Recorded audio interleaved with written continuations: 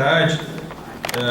Retornando os trabalhos, nesta ocasião nós temos aí o prazer, eu aqui principalmente, de chamar para compor a mesa a doutora Fernanda Mena Pinto Pérez.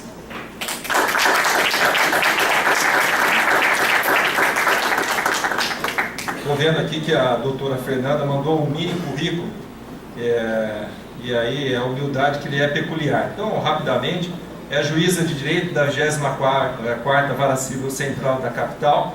Na realidade, agora ela é da comarca de São Vicente, coordenadora adjunta de Direito Ambiental da Escola Paulista da Magistratura. Posso afiançar, nas ocasiões em que estive lá na escola, é uma juíza combatente nessas causas, idealizadora de vários projetos em nome da Escola Paulista da Magistratura, frente aí ao tema Direito Ambiental. Então é um prazer tê-la hoje aqui conosco em Campinas. Igualmente recebemos o Dr. Rodrigo Jorge Moraes.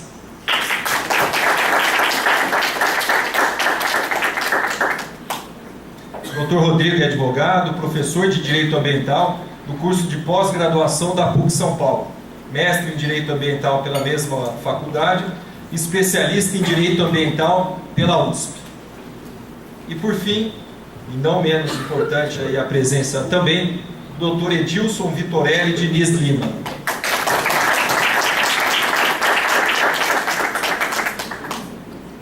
Dr. Edilson, ele é procurador da República no estado de São Paulo, é mestre em Direito pela Universidade Federal de Minas Gerais, doutorando pela Universidade Federal do Paraná.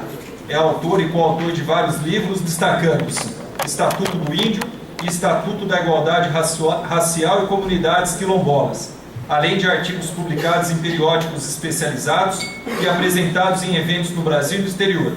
Foi juiz federal e procurador do Estado de Minas Gerais. Meus amigos e minhas amigas, a mesa agora então composta para este nosso último debate sobre os termos de ajustamento de conduta como tutela reparatória, execução e efeitos do descumprimento. Eu passo a palavra à doutora Fernanda para ir início dos nossos diálogos. Muito obrigado. Boa tarde a todos. Queria agradecer ao Dr. Renato pela gentil apresentação, cumprimentar todos os integrantes da mesa, querido Rodrigo, meu amigo, antes de qualquer coisa, o Edilson, segundo ano que eu tenho o prazer de dividir esse evento com você, é um prazer estar aqui. Então a gente mais ou menos combinou, como serão 3 palestras, deixa eu só pôr o tempo aqui, que eu ia fazer, eles vão ficar com a parte mais técnica e eu vou ficar com uma parte mais gostosa, que é falar sobre o TAC e dar uma provocada nos senhores, uma exposição mais reflexiva, né, sobre o papel do TAC e a justiça, o acesso à justiça, o direito à justiça como um todo. Pois bem, termo de ajustamento de conduta envolvendo conflitos ambientais. Então, para a gente começar um raciocínio, a gente tem que partir do seguinte pressuposto: o que é um conflito ambiental? Né? Como todo conflito,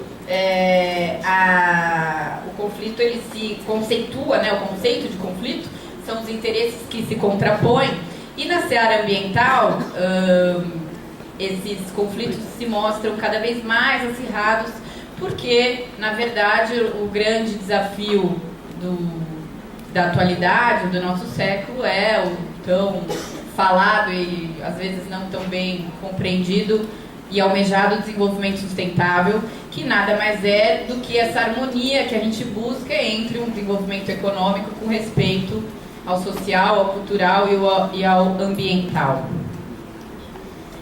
E mostra-se cada vez mais difícil isso, até pelo painel anterior sobre a mineração, a gente já conseguiu ver que não é uma questão fácil de ser administrada, né? Porque a nossa economia ela se desenvolve de uma forma linear e baseada e desenvolvida basicamente na extração de recursos ambientais, né? Como não poderia deixar de ser, mas de uma forma não cíclica, mas, como eu já disse, uma forma linear, e a gente não está conseguindo, então, garantir a resiliência desse sistema. Esse sistema está sendo perturbado de uma tal forma que ele não está conseguindo se manter. Então, o grande desafio é esse: desenvolvimento sustentável, que a gente consiga dar dignidade para as pessoas nessa geração, sem comprometer os recursos naturais que vão garantir a dignidade das futuras gerações.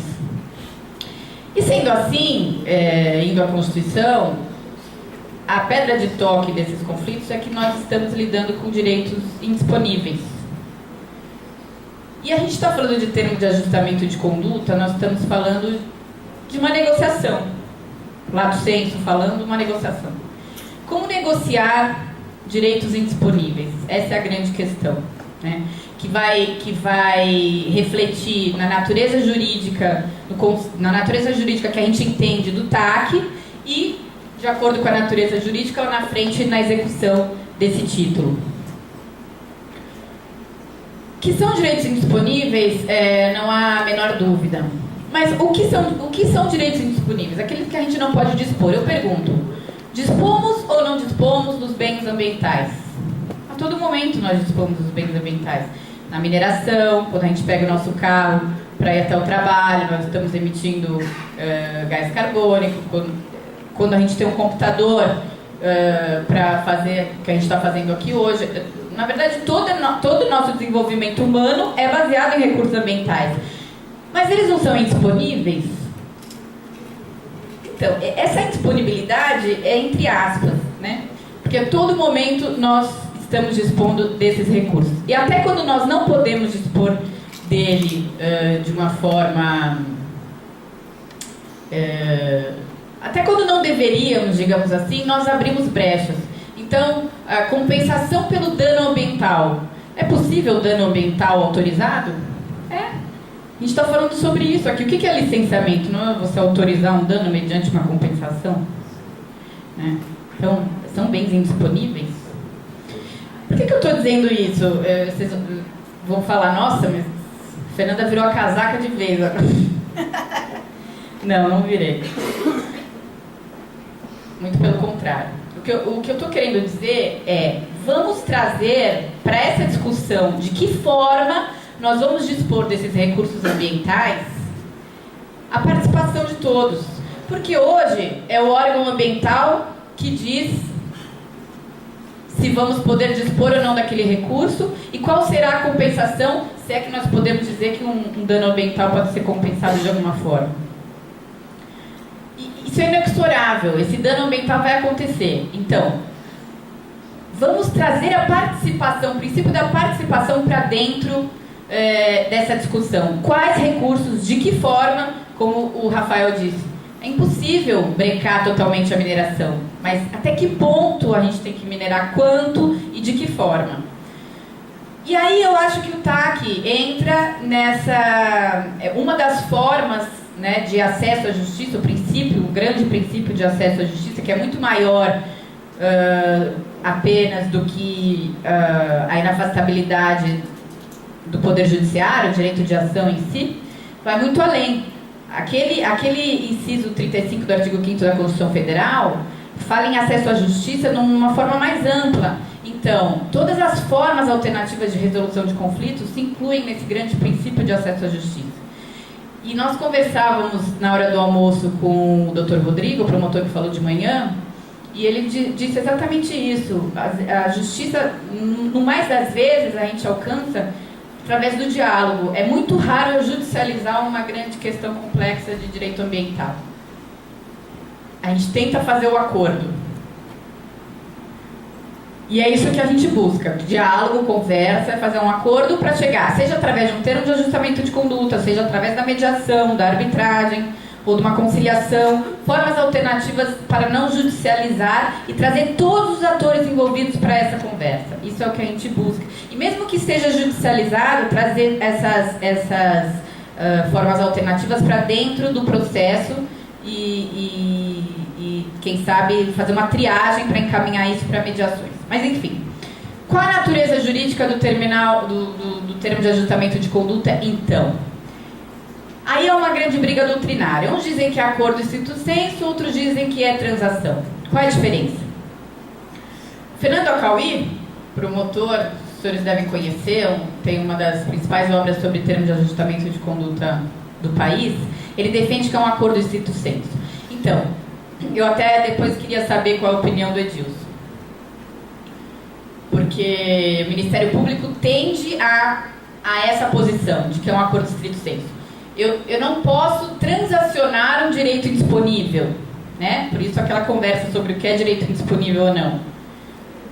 Então, na verdade, eu vou enquadrar você na legislação. Eu só vou acordar prazo e forma de você se enquadrar naquela legislação. Para isso que serviria o TAC. Uma outra corrente, Daniel Fink e a Ana Neri, eles defendem que não, é transação. É transação porque, a despeito do Código Civil dizer que transação só pode acontecer com direitos disponíveis e patrimoniais e tudo mais, tem uma grande carga de negociação nesse acordão que vai ser formalizado através do termo de ajustamento de conduta, porque essa indisponibilidade ela não é absoluta. Como a gente viu, não é mesmo.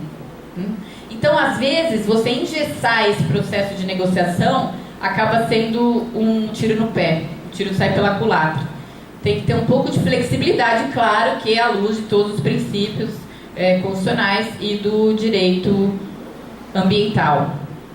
Eu tenho a minha posição de que, na verdade, se trata, sim, de transação, que tem uma carga negocial, sim, não apenas de um enquadramento legal. É claro que eu, enquanto juíza, não estou defendendo aqui acordos ilegais, não é isso. Mas